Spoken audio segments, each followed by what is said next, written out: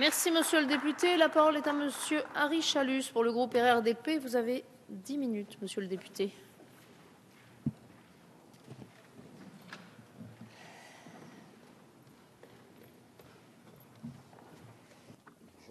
Bonjour.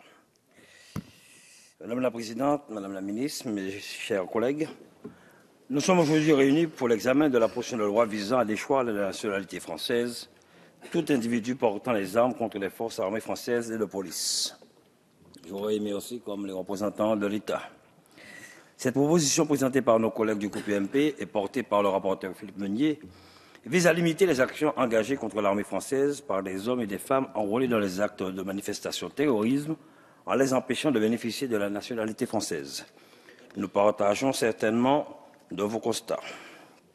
L'intensification de la menace terroriste et la radicalisation des ressortissants français, les amenant à commettre des actes de terrorisme sur des terrains étrangers, est saisissante.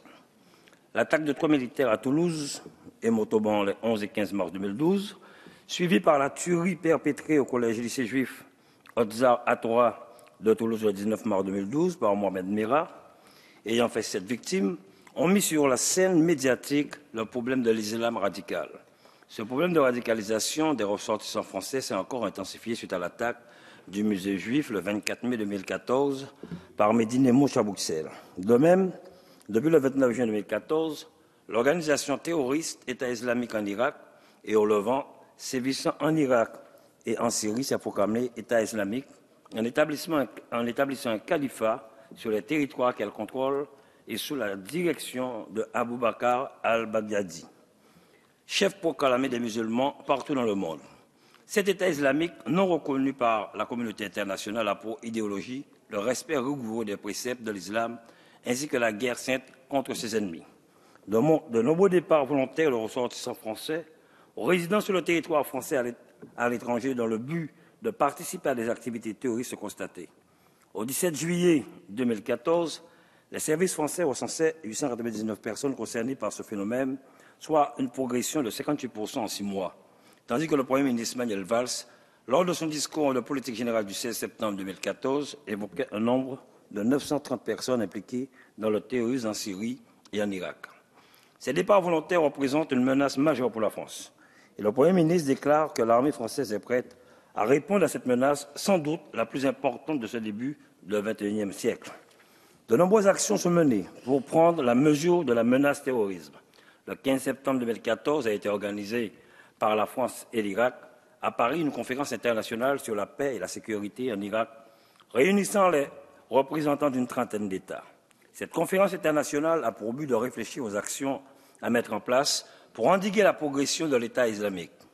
Engagement pour amplifier l'aide humanitaire, engagement pour renforcer les mesures en faveur de la lutte contre le terrorisme.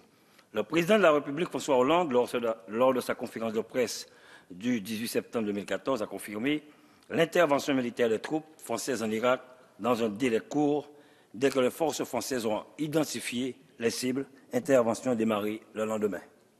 Ce constat a amené le gouvernement à adopter le 23 avril dernier en Conseil des ministres un plan de lutte contre la radicalisation violente et les filières terroristes.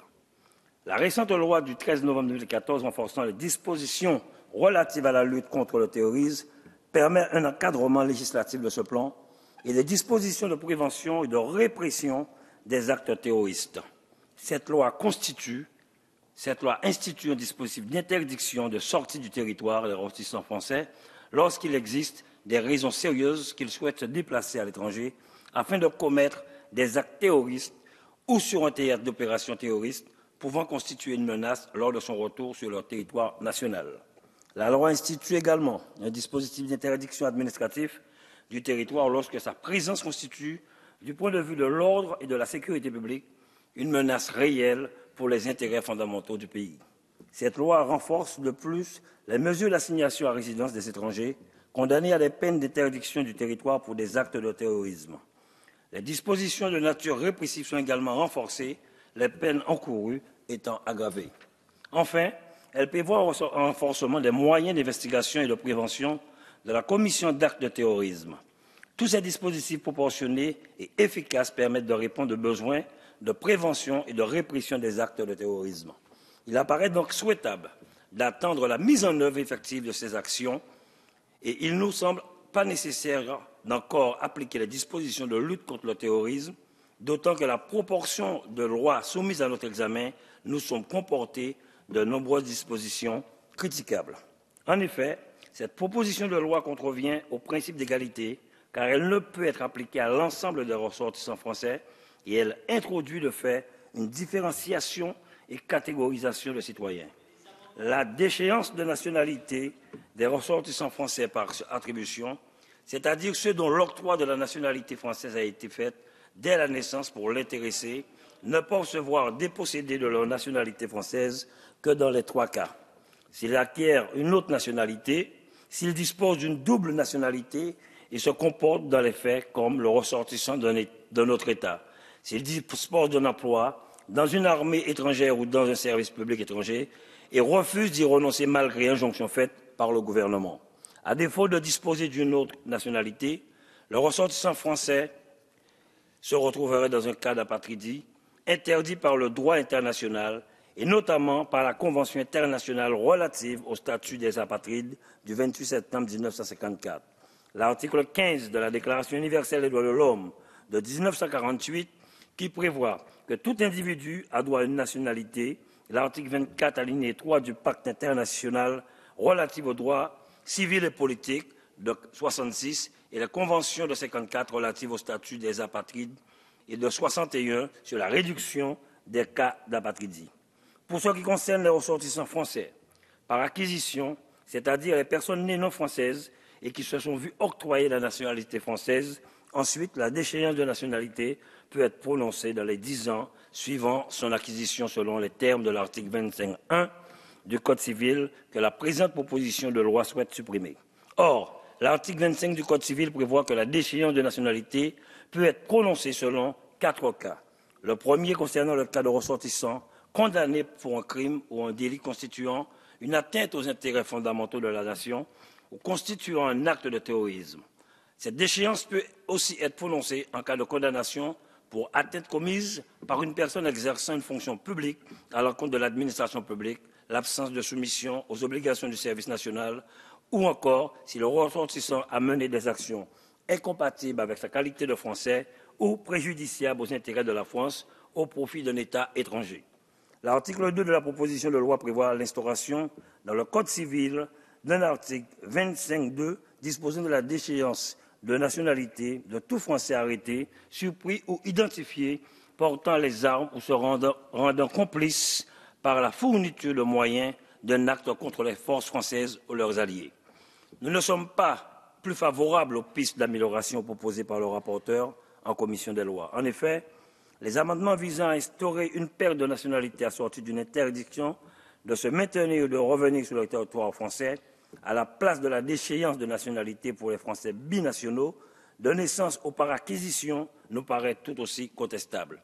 Si le passage de la déchéance de nationalité à la perte de nationalité évite l'écueil de l'inégalité entre Français de naissance et Français par acquisition, elle n'en demeure pas moins une mesure disproportionnée et cette perte de nationalité doit demeurer une mesure exceptionnelle. De plus, la distinction avec les seuls ressortissants français demeure, ceux-ci ne pouvant se voir opposer la perte de nationalité sauf à devenir apatride. La mise en place de crimes d'indignité nationale assortis d'une peine de dégradation nationale consistant à la privation des droits civils et politiques, à l'interdiction d'exercice de certaines professions et à l'interdiction de séjour dans certains lieux est contraire au principe de liberté des citoyens. Aussi, cette distinction introduit l'instauration d'une différenciation de peines encourues par les auteurs d'une infraction et contrevient ainsi au principe d'égalité et de prévisibilité des délits et des peines. Ces dispositions apparaissent complexes et entraînent de trop grands risques quant à la protection des intérêts des ressortissants français. Pour finir, et pour toutes ces raisons, vous l'aurez compris, le groupe radical républicain démocrate et progressiste votera contre cette proposition de loi en conformité avec le rejet du texte voté par la commission des lois. Je vous remercie.